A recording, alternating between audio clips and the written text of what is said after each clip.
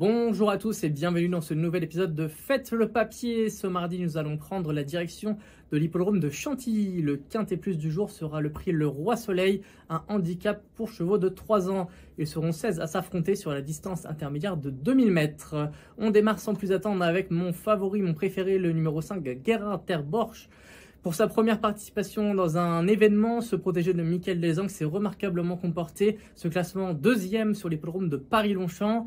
Très allant ce jour-là, sur la distance de 2200 mètres. Il est cette fois-ci aligné sur 2000 mètres, ce qui devrait nettement servir ses intérêts. La stalle numéro 15 ne devrait pas lui poser de problème, car c'est un poulain qui aime attendre. Je le vois très bien se comporter et pourquoi pas remporter ce quintet. Je fais également confiance au numéro 1, Ziggy Star, avec 10 sorties au compteur. Ce protégé de Maxime Césandry fait partie des concurrents les plus expérimentés de la course. Vainqueur de 2 handicaps de façon consécutive, il a logiquement été pénalisé par la suite de 6,5 kg, mais cette surcharge ne l'a pas empêché de bien se comporter dans un nouveau quintet dans lequel il s'est classé deuxième sur l'hippodrome de Compiègne. Il va découvrir la distance de 2000 mètres, mais les fois précédentes sur plus court, il était légèrement pris de vitesse. Donc ce rallongement de distance devrait servir grandement ses intérêts.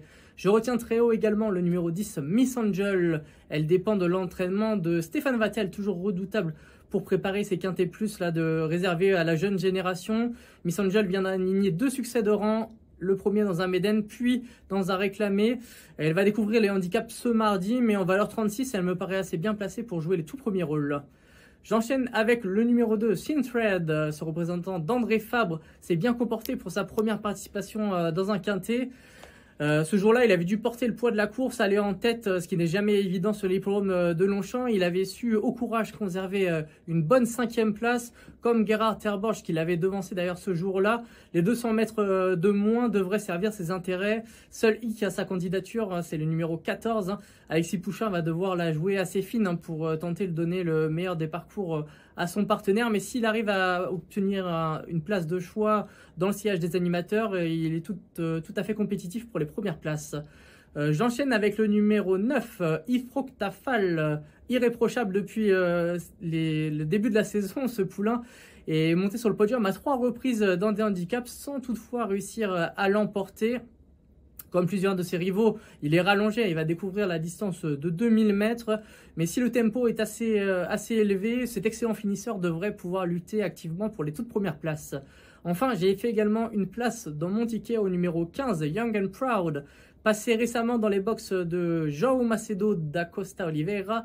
Et il a depuis remporté 2 succès coup sur coup. Logiquement pénalisé, il a vu sa valeur passer de 29 à 35, de 29,5 à 35, pardon. En dernier lieu, il a bien tenu sa partie dans une classe 2 qui était un lot bien plus relevé que ce qu'il va affronter ce mardi.